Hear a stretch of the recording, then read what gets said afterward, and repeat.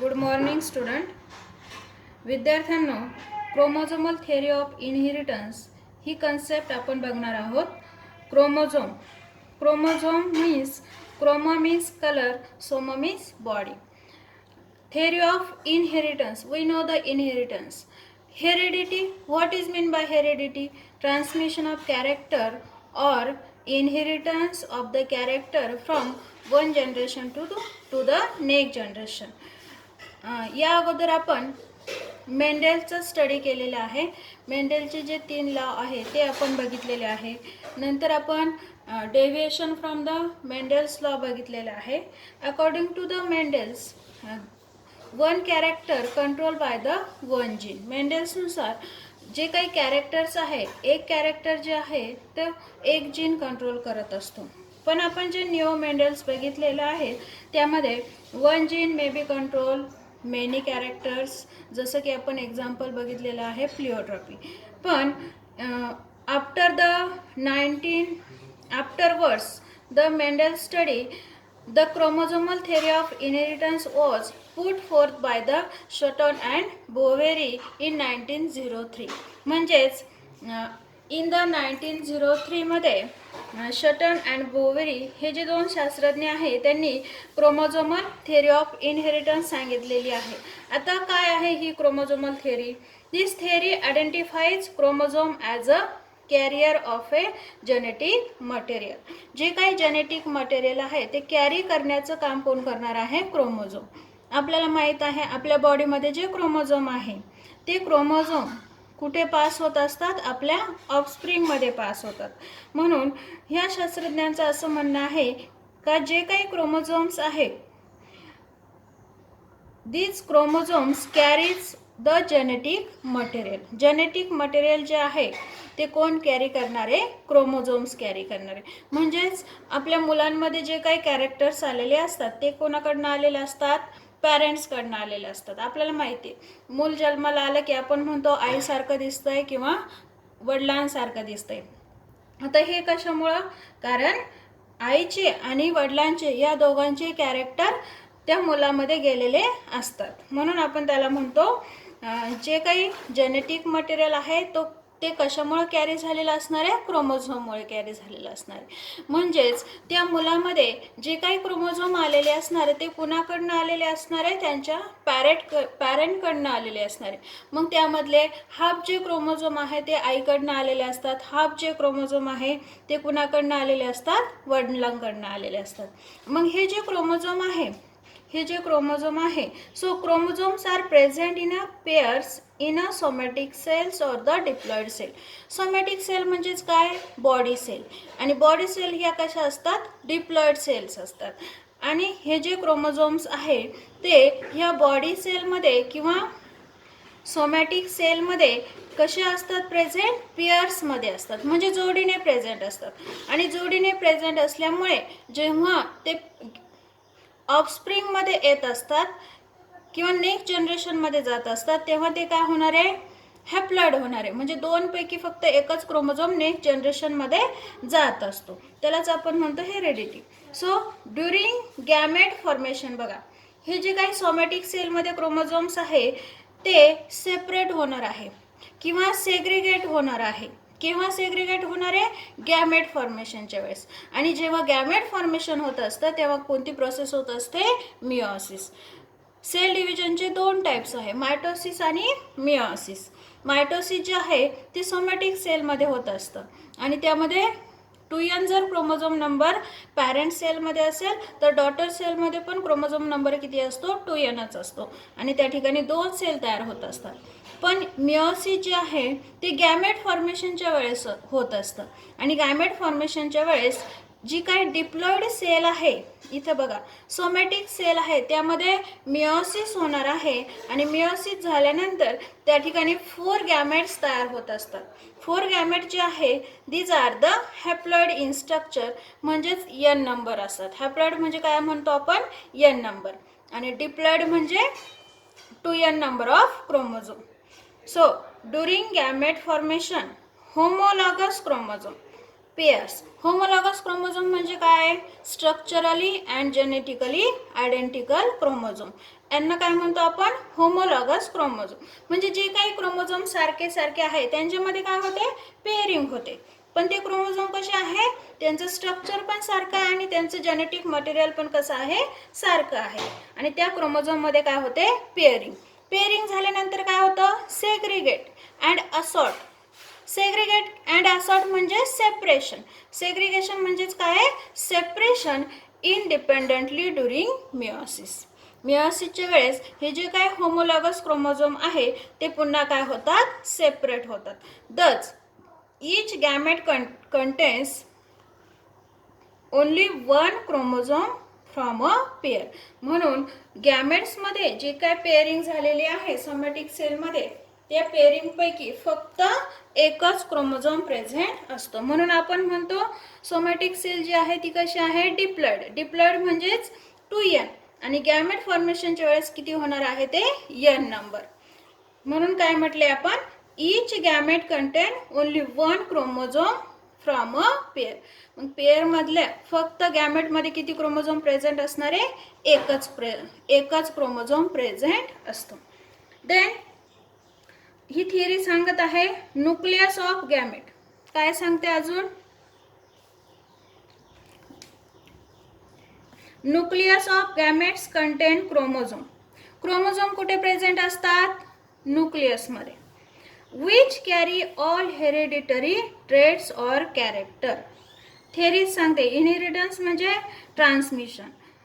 न्यूक्लियसमध्ये जे काही gametes present असतात आणि त्या गॅमेट्समध्ये काय असणार आहे? क्रोमोझोम्स असणार आहे. ते chromosome carry all hereditary characters. Chromosome काय करतात? मग कॅरेक्टर पास करतात. म्हणून तर आपण काय म्हणतो? जे काय ऑफस्प्रिंग असेल, डॉटर असेल किंवा सन असेल ते कुणासारखं दिसतंय? त्यांच्या पॅरेंटसारखं. मग आईसारखं किंवा वडिलांसारखं. त्यालाच आपण काय म्हणत असतो? Heredity. Then male and female gametes. Male गॅमेट्सला काय म्हणतो आपण? स्पर्म्स. फिमेल गॅमेट्सला काय म्हणतो आपण? Eggs. So male and female gametes carry all the hereditary traits or characters. जे काही इन्फॉर्मेशन असणारे, जे काही कॅरेक्टर्स असणारे, जे काही हेरिडिटरी ट्रेट्स असणारे ते कोण कॅरी करणारे? मग male and female gametes. They are the link between parents and offspring. हे जे गॅमेट्स तयार झालेले आहे ते लिंक आहे. कुणामधली लिंक्स आहे? Parent and offspring.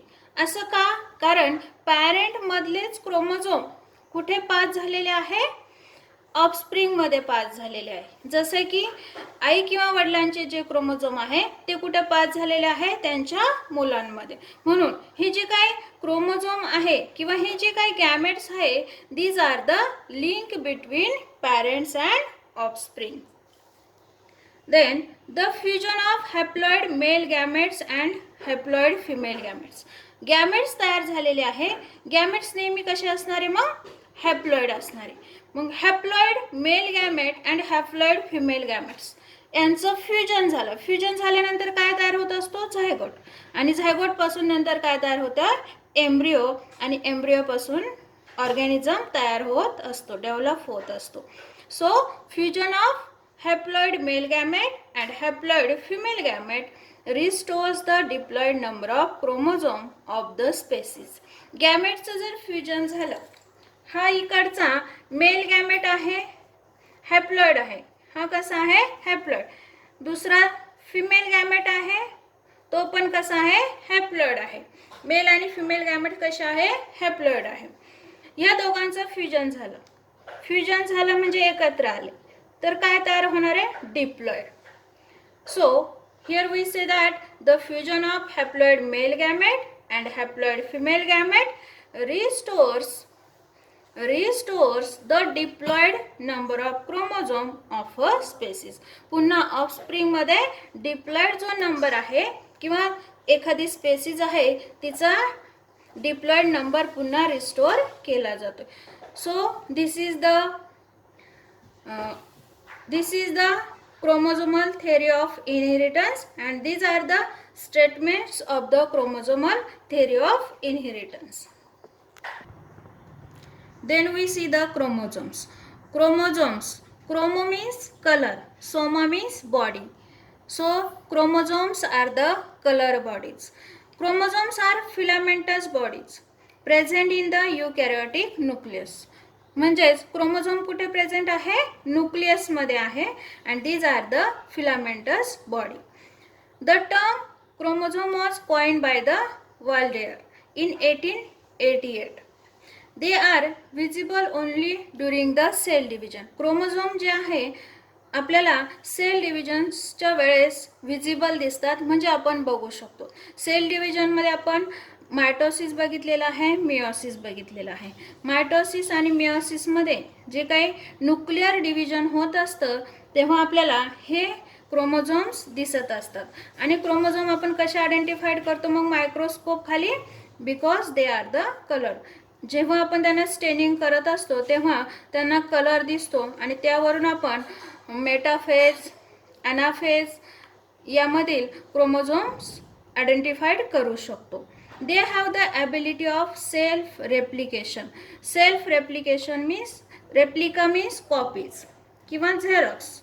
Replica means काय सांगितलं, कॉपीज. त्या स्वतःच्याच कॉपीज तयार करू शकतात.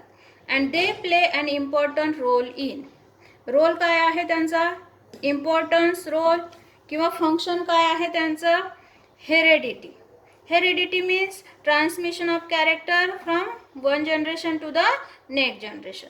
Variation, variation means the difference between parent and offspring. तुम्ही एक्झॅक्ट तुमच्या पॅरेंटसारखे दिसत नाही. जरी बाळ जन्माला आल्यानंतर आपण म्हणतो आईसारखा दिसतो, वडिलांसारखा दिसतोय, पण ते एक्झॅक्ट आई किंवा वडिलांसारखे दिसत नाहीये. म्हणजेच हे काय झालं, व्हेरिएशन झालं किंवा डिफरन्स झाला. जे काही पॅरेंट आहे आणि त्यांची मुलं आहे त्यांच्यामधला जो डिफरन्स आहे त्याला आपण म्हणत असतो variation. Mutation, sudden and permanent changes in the genes म्हणू शकतो किंवा DNA म्हणू शकतो किंवा chromosome. And evolution of the species. स्पेसिसचं जे काही इव्होल्युशन होणार आहे हे जे आहे ते सगळं कशासाठी इम्पॉर्टंट आहे, these are due to the chromosomes. Homologous chromosome. What is mean by homologous chromosome?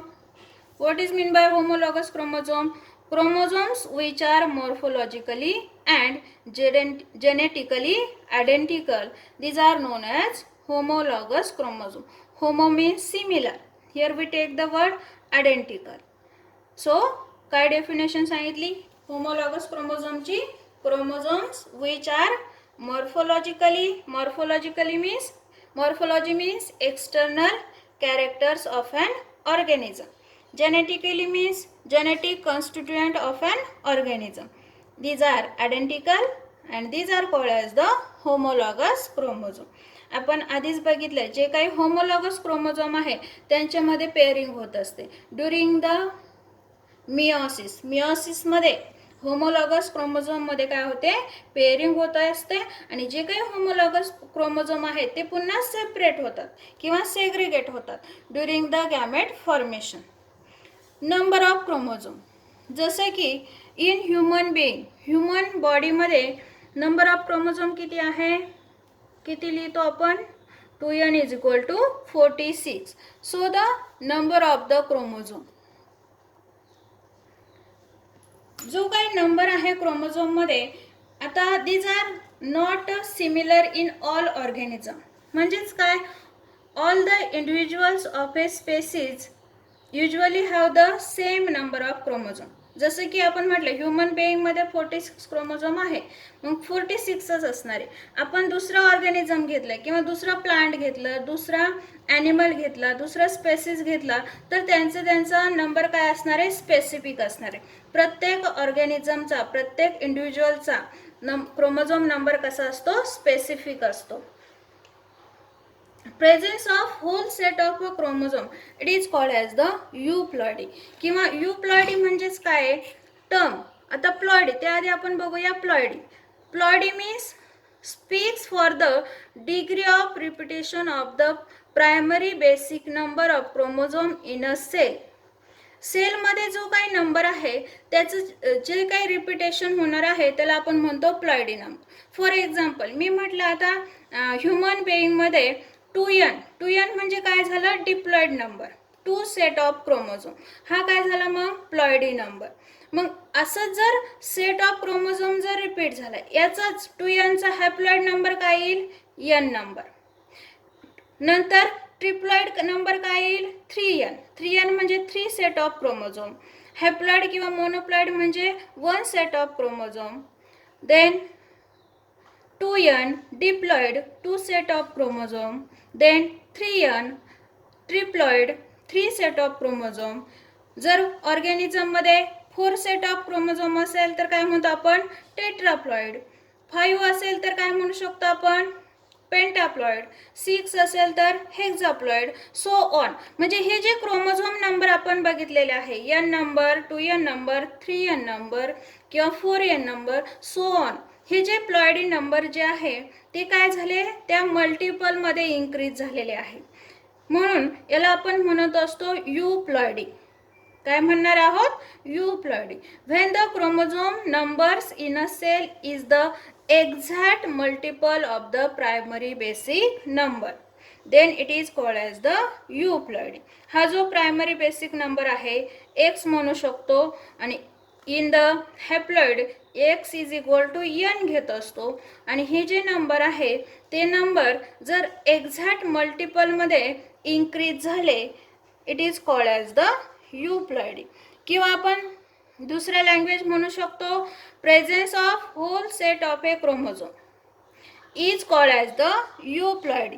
जसं की मी म्हटलं in human being 2n is equal to how many, human बेईंगमध्ये 2n इज इक्वल टू किती लिहितो आपण, 2n is equal to 46 chromosome आपण लिहित असतो. मग याच्यामध्ये n इज इक्वल टू किती येईल, n इज इक्वल टू किती लिहितो आपण, 23 pairs. n is equal to 23 pairs. हे काय झालं मग, युप्लॉइडी, यांचा प्लॉइडी नंबर. 2n केव्हा लिहितो आपण, सोमॅटिक सेलमध्ये 46 क्रोमोझोम प्रेझेंट असतात. ईच अँड एव्हरी सेलमध्ये, सेलच्या न्यूक्लियसमध्ये 46 क्रोमोझोम असतात. आणि जेव्हा गॅमेट फॉर्मेशन होत असतं तेव्हा त्या ठिकाणी 23 क्रोमोझोम प्रत्येक गॅमेटमध्ये प्रेझेंट असतात. आणि हे जे 23 नंबर आहे, out of that 22 pairs are the autosomes. Autosomes म्हणजे they controls the body characters and 1 pair is the sex chromosome. And sex chromosome काय म्हटलंय, because they control the sex. It may be the male or female. जर male असेल तर आपण काय घेत असतो, XX. आणि जर मेल असेल तर आपण घेत असतो XY आणि फिमेलसाठी काय असतं, XX. नेक्स्ट आहे अनयुप्लॉइडी.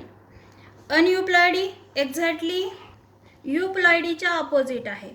युप्लॉइडीमध्ये आपण काय म्हटलं होतं, जे क्रोमोझोम्स आहे ते क्रोमोझोम नंबर जो आहे मल्टिपल असतो. आणि अनयुप्लॉइडीमध्ये काय येईल मग, when the chromosome number is not the exact multiple of the haploid set, it is described as the अनयुप्लॉइडी. आपण म्हणणार आहोत अनयुप्लॉइडी. जे काही क्रोमोझोम नंबर आहे हॅप्लॉइडच्या मल्टिपल येणार नाही. जसं आपण युप्लॉइडीमध्ये बघितलं, n number, 2n number, 3n number, 4n number, 5n number, so on. हे बघा इथं आपण प्लॉइडीमध्ये बघितलंय. युप्लॉइडीमध्ये मोनोप्लॉइडी किंवा हॅप्लॉइडमध्ये क्रोमोझोम नंबर किती असतो, n नंबर. डिप्लॉइडमध्ये किती असतो, 2n number.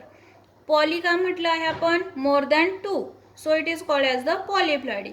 Polyploidy it may be the 3n triploid, it may be the 4n tetraploid, 5n pentaploid. So these are the euploidy. अनयुप्लॉइडीमध्ये काय म्हटलंय, क्रोमोझोम नंबर जो आहे तो हॅप्लॉइडच्या मल्टिपलमध्ये नसणारे, म्हणून त्याला आपण काय म्हटलंय, अनयुप्लॉइडी.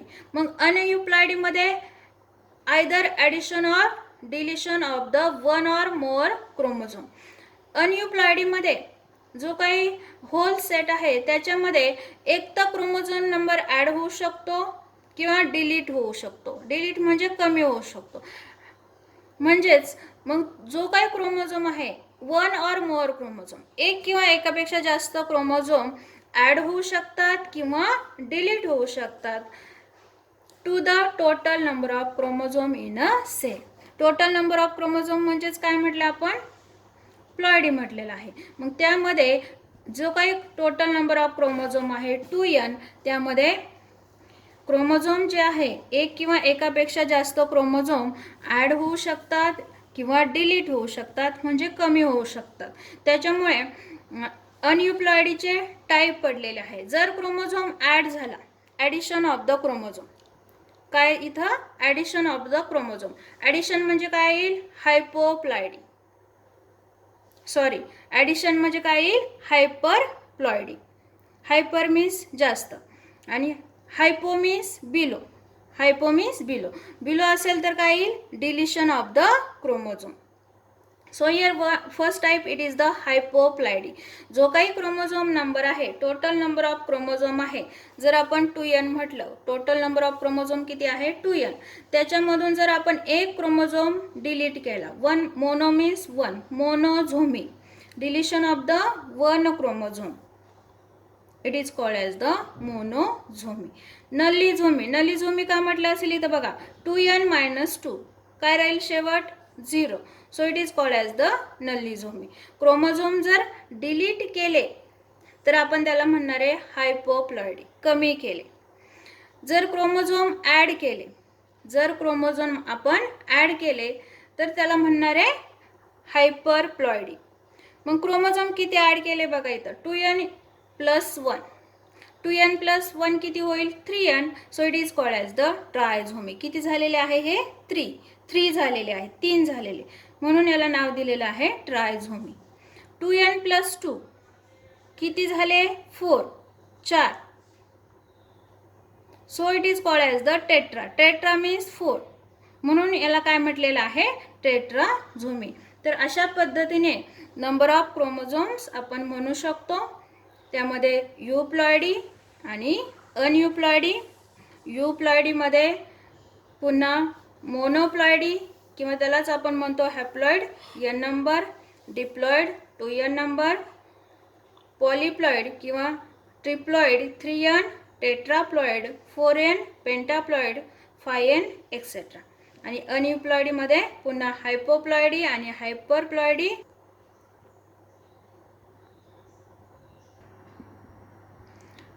हायपोप्लॉइडीमध्ये मोनोझोमी.